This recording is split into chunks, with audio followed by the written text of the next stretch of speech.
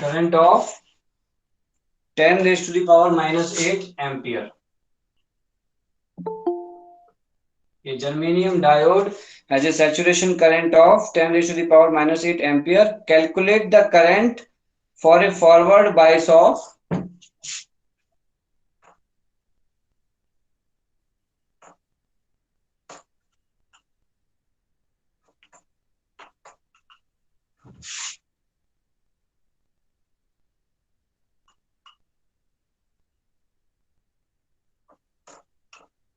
calculate the current for a forward bias of 0.4 volt at करिए calculate जल्दी से calculate करिए इसको और बताइए क्या जवाब आया. तब तक मैं दूसरा सवाल लिखता हूं.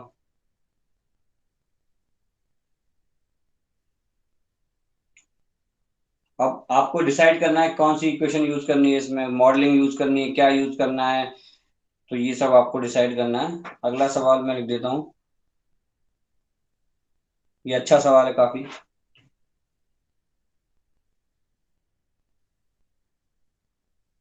Diode current is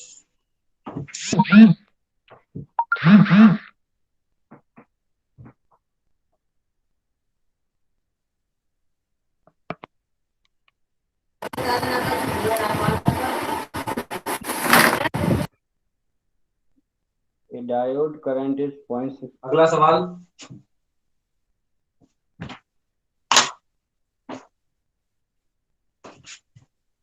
A diode current is 0.6 milliampere.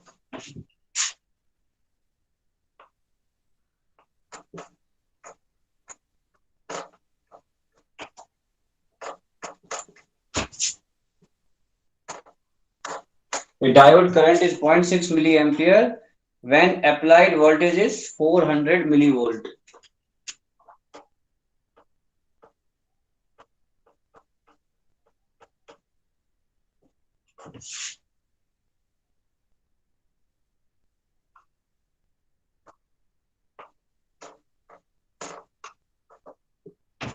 $400 and 20 milliampere when the applied voltage is 500 millivolt.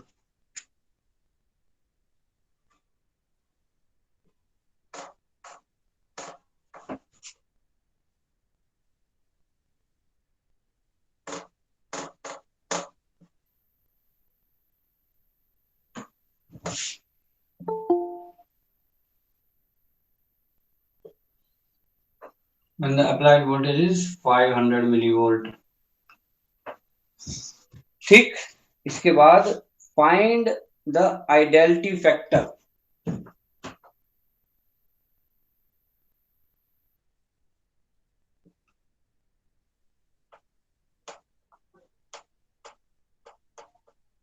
यानी इसमें ईटा फाइंड करना है, यानी इसमें हम ईटा एज्यूम नहीं करेंगे इस सवाल में.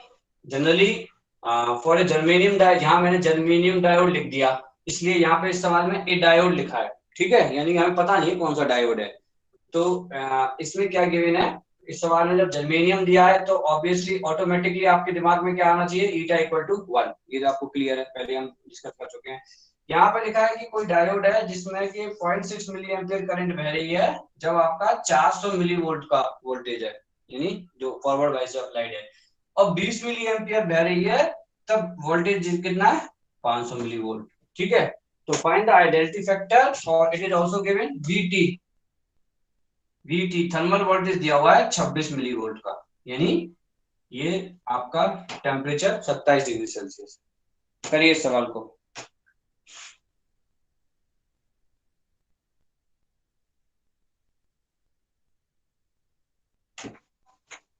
ये दो सवाल हैं जिससे आपको आइडिया लगेगा किस तरीके के सवाल आपके सीटी में आ सकते हैं. इसी तरीके के सवाल आपको डील करना है.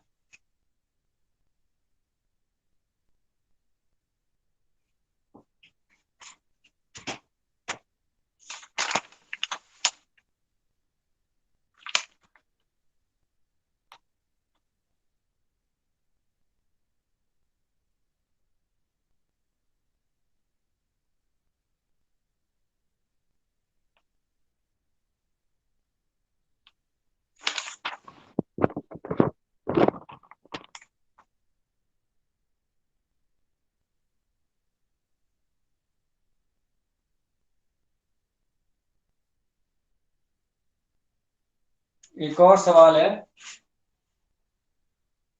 चलिए पहले आप ये दो ही करिए, फिर वो सवाल में भेज दूंगा आपको, ठीक है, टेलीग्राम चैनल पे।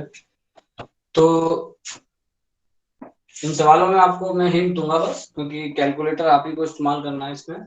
तो बेसिकली पहला सवाल तो बहुत आसान है, आई होप कुछ लोगों ने सॉल्व कर लिया होगा। पहला सवाल तो काफी आसान है, अगर नहीं कर पाए तो देखिए पहले सवाल को सॉल्व कर रहे हैं।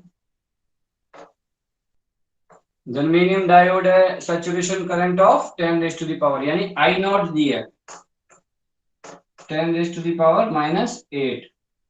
Calculate the forward current, I D calculate करनी है।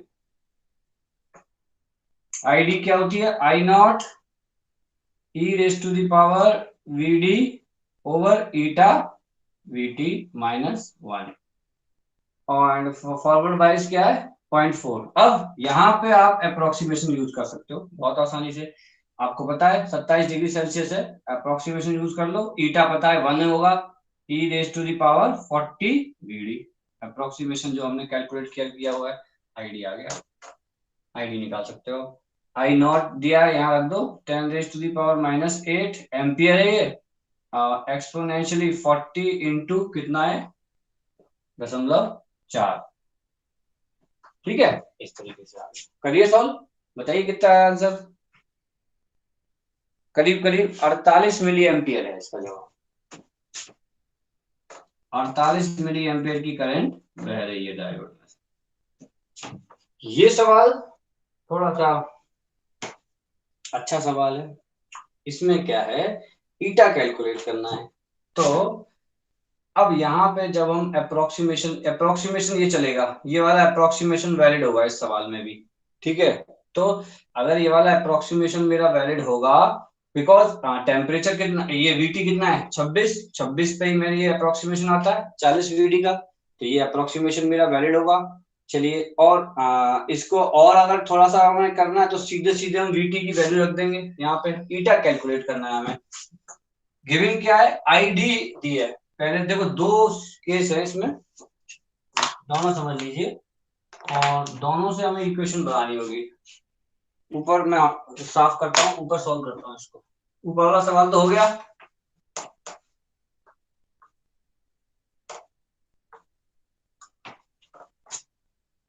अब देखिए, डायोड 0.6 मिली एम्पियर की करंट बह रही है। कब बह रही है? जब 400 मिली वोल्ट का वोल्टेज लगाया गया है। तो 0.6 यानी कि इक्वेशन हमारे पास यही है। तो इक्वेशन क्या है? I D equal to I naught E raise to the power V D over eta V T. ठीक है, -1 तो हट ही जाएगा, क्योंकि वो यहाँ 40 कर देते हैं हम, यहाँ 40 इसलिए नहीं कर सकते कि यहाँ सीधे से 26 दे दिया है, तो 26 रख ही तो देंगे यहाँ पे। तो इक्वेशन बन गई मेरी I naught E raise to the power V D. Eta eta 1 नहीं ले सकते इसमें, बिकॉज पता ही नहीं कौन सा डायोड है, ईटा ही तो कैलकुलेट करना है। वीडी, वीटी कितना है? 26 मिली वोल्ट। ठीक है, 26 आ गया, मिली वोल्ट है, तो 26 गुणा 10 की घात -3 हो गया। So now we have put the 26 into 10 to the power -3. Now अब बस हमें इसी इक्वेशन का इस्तेमाल करके दो इक्वेशन बना लेनी है। पहली इक्वेशन क्या कहती है कि 0.6 milli ampere equal to I naught E raise to the power V D. V D कितना है? 400 milli volt divide by eta multiply by 26, cancel हो जाएगा मिली वोल्ट से मिली वोल्ट। तो इस इक्वेशन को और थोड़ा सुंदर बना लीजिए। 0.6 into 10 raise to the power -3 equal to I naught, I naught तो पता ही नहीं है, 400 400 ईटा 26।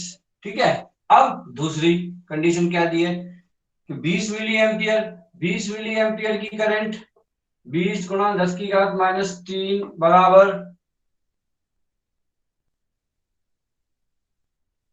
कितना वोल्टेज है? 500 मिली वोल्ट। 500 मिलीवोल्ट। अगेन इसी इक्वेशन में रखेंगे हम, ईटा पता ही नहीं, 26 इंटू 10⁻³ काट दीजिए इसको, ठीक है। तो अब ये इक्वेशन क्या बन गई, ये अब this is my equation number 1 and this is my equation number 2 and I have two unknowns, one is I naught, one is eta, but you can see here कि यहाँ पे अगर मैं इन दोनों इक्वेशंस को आपस में डिवाइड कर दूं तो यहाँ पे हमें थोड़ा सा अलजेब्रिक मैनिपुलेशन की ट्रिक है, बाकी बिल्कुल बेसिक सवाल है, बहुत आसान सवाल है। तो इसमें बस अलजेब्रिक मैनिपुलेशन ऐसे करना है कि आई नॉट यहाँ है, आई नॉट यहाँ है। एक तरीका तो ये है कि यहाँ से आई नॉट कैलकुलेट करो, यहाँ रख दो ऊपर वाली इक्वेशन से, वो भी एक ही बात है। और दूसरा 1/2 कर दो, आई नॉट से आई नॉट अपने आप कैंसिल, दोनों को हमने डिवाइड कर दिया।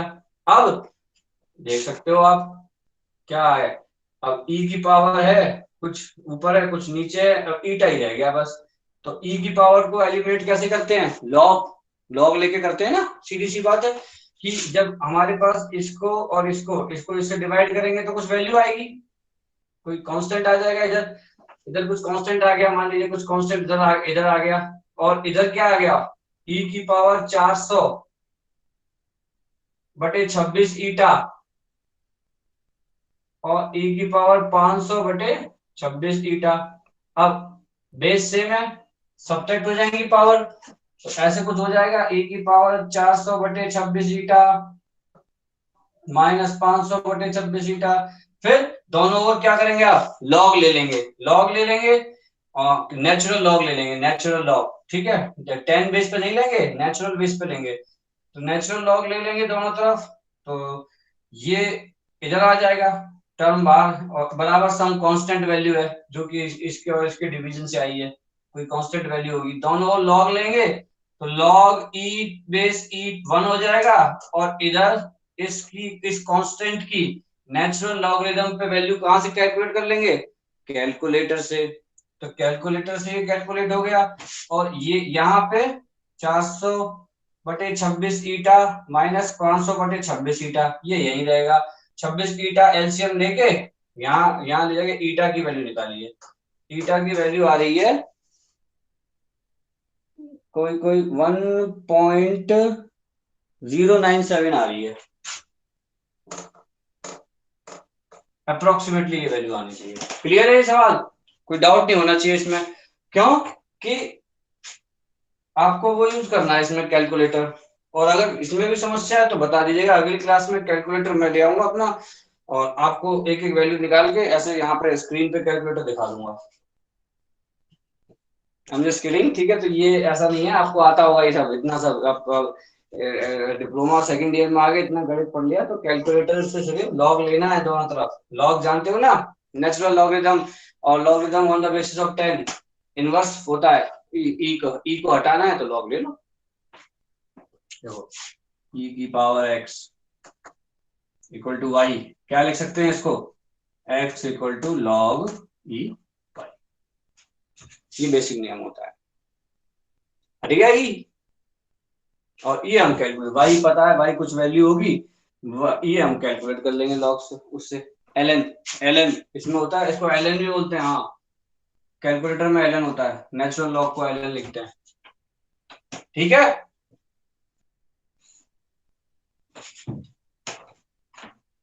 हाँ जी, ये सवाल समझ में आ रहा है आपको? Yes sir. आसान है, कोई दिक्कत देखो, आसान नहीं है तो थोड़ा प्रैक्टिस करो। सवाल जो मैंने यहाँ पे सिस्टमेटिकली सॉल्व नहीं किया है, बिकॉज सिस्टमेटिकली अगर सारे सॉल्यूशंस आपको मिल जाएंगे तो आप अपना दिमाग कहाँ लगाओगे, फिर तो आप रट लोगे उसको, फिर तो कोई दूसरा सवाल आएगा आप फंस जाओगे। इसलिए इसको आपको क्या समझना है कि तरीका, यहाँ पे क्या अननोन था, देखिए एक बार मैं फिर से इसको रिपीट कर रहा हूँ, प्रोसीजर को समझिए। बेसिकली कोई डायोड था जो पता नहीं हमें कौन सा था, जर्मेनियम था, सिलिकॉन था, कोई और ही था, वैल्यू यहाँ पे ये आई है, तो जर्मेनियम और सिलिकॉन तो था नहीं, ठीक है। तो ये diode current is 0.6 milli ampere when applied voltage is इतना, ठीक है, and 20 milli ampere when applied voltage is ये। तो अब फाइंड द आइडेंटिटी फैक्टर। अब हमें नोन क्या है, नोन तो हमें सिर्फ ये इक्वेशन ही है बस, ये इक्वेशन, वो भी अप्रोक्सीमेटेड। अब देखिए यही सवाल कॉम्प्लेक्स हो जाता और ज्यादा अगर आप इसमें -1 का और यूज करते, तब भी डिवाइड हो जाता, आई नोट और आई नोट कट जाता, पर फिर थोड़ी सी इक्वेशन कॉम्प्लेक्स हो जाती, ठीक है, उससे भी जवाब आ जाता बिल्कुल। और बस इतना अंतर आता कि 1.097 आया है तो कुछ 1.89 आ जाता, या कुछ भी, मतलब थोड़ी वैल्यू चेंज आ जाती, बस तो बिल्कुल जरा सी वैल्यू अंतर आता। तो इतना अप्रोक्सीमेशन चलता है, ठीक है। तो ये आपको समझना है कि इस सवाल में हमने बेसिकली गिवन क्या था और फाइंड क्या करना था, यानी हमें आइडेंटिटी फैक्टर फाइंड करना था, बिकॉज डायोड का टाइप हमें पता नहीं था। तो आपने देखा, और वैसे भी जब मैंने आपको पढ़ाया था तब मैंने आपको बताया था identity factor lies between 1 and 2 के बीच में लाई करता है। किसी सवाल में भी ऐसा हो सकता है कि आइडेंटिटी फैक्टर ही गिवन हो आपको, तब आप इसको वन नहीं करोगे, तब जो वैल्यू गिवन होगी वो पुट करनी पड़ेगी। तो इक्वेशंस को जानना ये जरूरी है कि किस कंटेक्स्ट में इक्वेशन बदल जाएगी, किस संदर्भ में क्या होगा, वो चीज समझना बहुत आवश्यक है, ठीक है। तो यहाँ पे कंक्लूड करते हैं इस क्लास को हम। और कोई डाउट हो, आप देखिए 2 सवाल भी करा दिए मैंने आपको, तो आपको आइडिया लग गया कि हो सकता है ऐसा सवाल आपको सीए में मिल जाए कल परसों, तो ये भी अच्छी बात है, सवाल कर लिया आप लोगों ने।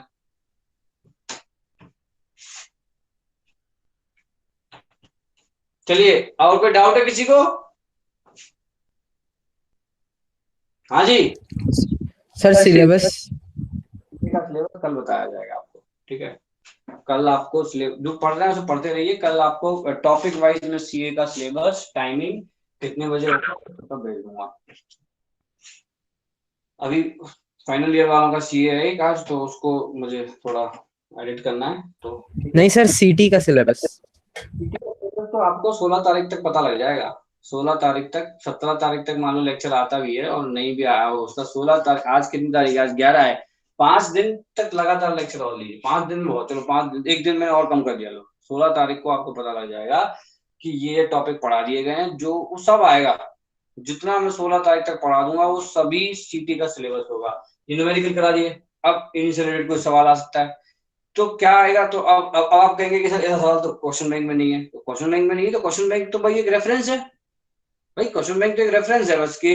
तो अब हम यहाँ पे हम सवाल दूसरे तरीके से करते हैं समझने के लिए, डायोड इक्वेशन है क्या और उसका यूज क्या है, कैसे हम कैलकुलेट कर सकते हैं ईटा आईटी, यानी कि अगर मान लीजिए डायोड ही अननोन था, अब मान लीजिए इस कंडीशन में हमने क्या किया, सोचिए, देखिए इसको इस प्रैक्टिकल समझिए कि इक्वेशन का यूज क्या है प्रैक्टिकल, कि आपने करंट मेजर कर ली, कैसे, 1 मिली एम्पियर मीटर लगा के, वोल्टेज मेजर कर ली, कैसे, कि जहां से वोल्टेज आपको पता होगा इंडस्ट्री में कहीं किसी कोने में कोई डायोड रखा है और वो उसी के जैसा कोई डायोड खराब हो गया है, अब आपको रिप्लेस करना है, कोई और काम करना है, तो आपने क्या किया कि मिली एम्पियर मीटर जो कि आप गए वहां पे आपने सीरीज में कनेक्ट किया और आपने करंट मेजर कर ली, ठीक है। उसके बाद आपने वोल्टमीटर लगाया और जो डायोड के अक्रॉस वोल्टेज ड्रॉप हो रहा था वो मेजर कर लिया। अब जब हमने वो 2 चीज मेजर कर ली और 2-2 बार, यानी कि अलग अलग कंडीशन पे, तो अब हमने देखा कि ये और ये वैल्यू है, अब हम फाइंड किया यानी कि अब हमें इक्वेशन, यानी कि जिसको डिजाइन आती होगी उस टाइम पे कि कैसे ये डायोड वर्क कर रहा है, तो वो वहां पे फाइंड कर पाएगा कि इसका आइडेंटिटी फैक्टर क्या रहा होगा, ठीक है। तो ये प्रैक्टिकल यूजेस हैं, बिकॉज ये जो चीजें हैं हम कैलकुलेट कर सकते हैं with the help of milli ammeter and with the help of volt meter, very precise volt meter. और आजकल तो सारे काम मल्टीमीटर कर देता है, तो सब कुछ होता है, मिली में भी रेंज है और एम्पियर में भी रेंज है, ठीक है। और आपको पता है कि इलेक्ट्रॉनिक्स में जो करंट है वो कहीं कभी भी ज्यादातर ज्यादातर मिली एम्पियर और तक ही जाती है, ठीक है। नॉर्मल इलेक्ट्रॉनिक्स में, पावर इलेक्ट्रॉनिक्स में बहुत हाई जाती है, लेकिन नॉर्मल इलेक्ट्रॉनिक्स में करंट जो है आपकी मिली एम्पियर रेंज में, यानी 1 एम्पियर तक ज्यादा से ज्यादा जाएगी, और वोल्टेज भी ज्यादा नहीं होते हैं, 15 वोल्ट तक वीसीसी होता है जो अभी हम पढ़ेंगे ट्रांजिस्टर में, ठीक है। तो चलिए इस सेशन को यहाँ कंक्लूड करते हैं, और अगर ऐसा कोई और सेशन आपको लगाना हो 16 से पहले, आपको कोई रिक्वायरमेंट हो, then let me know, we can have a such kind of session, ठीक है sir sir, as CT will be start from 12th October category wise, so still our live interaction will be held on the respective centers or not? ये इसका जवाब आपको college से मिलेगा। क्योंकि अगर अभी मैं इसलिए नहीं दे सकता कि मुझे ये पता नहीं है कि कल का, वैसे तो मैं आपको एक जनरल आइडिया दे सकता हूँ बस कि नहीं होगा, ठीक है। क्यों कि टीचर्स की ड्यूटी होगी मेरी एग्जाम में, तो वो आपको लाइव इंस्ट्रक्शन सेशन कैसे दे पाएंगे, समझ रहे हो ना। टीचर्स की जब ड्यूटी होगी एग्जाम में तो आपको लाइव इंस्ट्रक्शन सेशन नहीं दे पाएंगे टीचर्स, तो इसलिए आई डोंट थिंक होगा वो। पर फिर भी ये तो अनऑफिशियली संडे को हमने कर लिया, जस्ट बिकॉज कि कंटेंट थोड़ा सा ज्यादा हो रहा था और आपको प्रॉब्लम हो रही थी, तो यहाँ पे आपने 2 सवाल हमने सॉल्व कर लिए, बाकी आपके जो डाउट्स थे वो समझे। और कोई डाउट हो देन लेट मी नो। आप देखो ये तो आप लोगों ने कहा था इसलिए अरेंज किया, और आपने अगर कभी कोई मेल भी किया तो definitely you will get the answer, ठीक है, उसमें कोई बात नहीं। चलिए ठीक है, तो इसको कंक्लूड करते हैं सेशन को, और सर और आज आपको हम डिस्कस करेंगे डायोड सर्किट के सॉल्यूशन, ठीक है। सर इसका सॉल्यूशन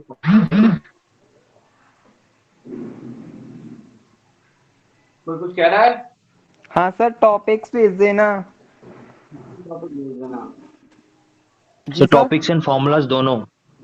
फॉर्मूले वाला काम मैं कर दूंगा, एक दिन में एक काम करता हूँ मैं, एक केवल ओके सर, कल टॉपिक्स सर भेज सर देना। फॉर्मूला वाला आज भेज देना सर, टॉपिक बेशक से कल भेज देना, नो प्रॉब्लम। टॉपिक कल भेज दूंगा सीए के सिलेबस के, और जो सीए के सिलेबस के टॉपिक भेजूंगा सीए 2 के, उनको तो सीटी के सिलेबस में तो इंक्लूड कर ही लेना, ठीक है।